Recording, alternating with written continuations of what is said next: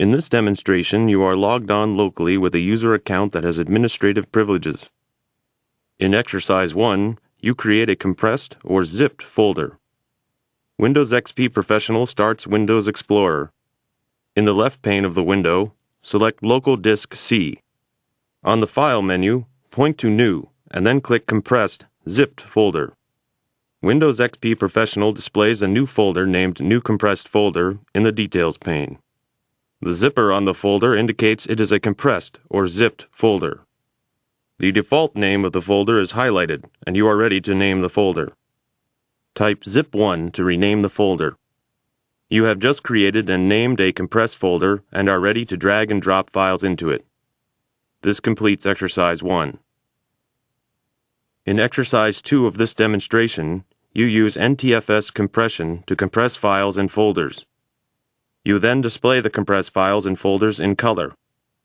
You uncompress a file and test the effects that copying and moving files have on compression.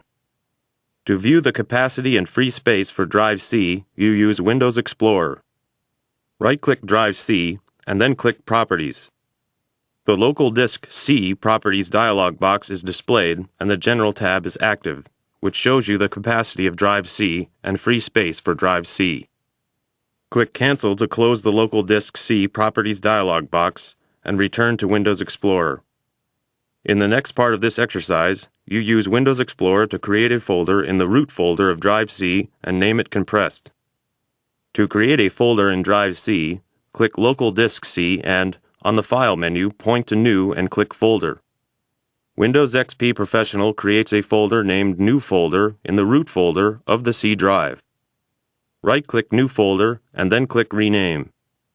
Type Compressed and then press Enter. You have just named the new folder you created Compressed.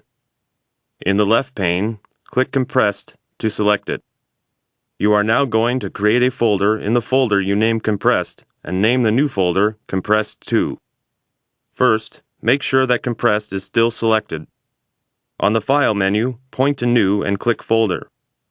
A folder named New Folder is created in the Compressed folder. Right-click New Folder and then click Rename. Type Compressed 2 and then press Enter. You have just created a folder named Compressed 2 in the Compressed folder. To compress the compressed folder and its contents, right-click the compressed folder and then click Properties. In the General tab, click Advanced. The Advanced Attributes dialog box appears. To compress the folder and its contents, select the Compress Contents to Save Disk Space checkbox. You cannot both compress and encrypt a folder. Select the Encrypt Contents to Secure Data checkbox. Notice that Windows XP Professional clears the Compress Contents to Save Disk Space checkbox. Select the Compress Contents to Save Disk Space checkbox. Click OK to return to the Properties dialog box. Click Apply to apply your settings. Windows XP Professional displays the Confirm Attribute Changes dialog box, prompting you to specify whether to compress only this folder or this folder and all subfolders. You want to compress the folder and its contents, so select the Apply Changes to this folder, subfolders, and files checkbox and then click OK. Click OK to close the Properties dialog box. You will now uncompress a folder. To uncompress the Compressed 2 folder, in Windows Explorer, expand the Compressed folder. In the Compressed folder, right-click Compressed 2, and then click Properties. The Compressed 2 Properties dialog box is displayed, and the General tab is active. In the General tab, click Advanced. The Advanced Attributes dialog box is displayed. Clear the Compress Contents to Save Disk Space checkbox. Click OK to apply your settings and return to the Properties dialog box. Click OK to close the Properties dialog box. Because the Compressed 2 folder is empty, Windows XP Professional does not display the Confirm Attribute Changes dialog box asking you to specify whether to uncompress only this folder or this folder and all subfolders. The Compressed 2 folder is no longer compressed, so the name Compressed 2 is displayed in black text. This completes Exercise 2. In Exercise 3, you see the effect that copying and moving files has on compressed files.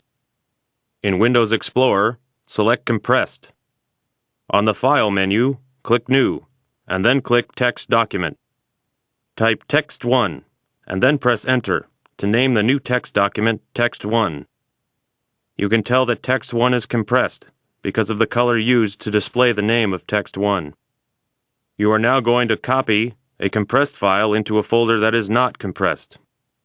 Copy Text1 to the compressed Compressed2 folder by holding down the Control key and dragging the file. Notice that Text1 is uncompressed.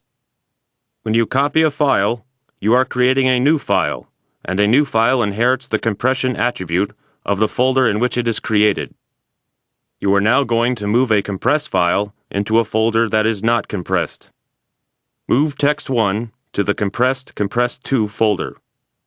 The Confirm File Replace dialog box appears, asking whether you want to replace the file. Click Yes. Notice that Text1 is still compressed.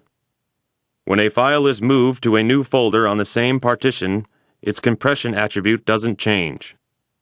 This concludes this demonstration.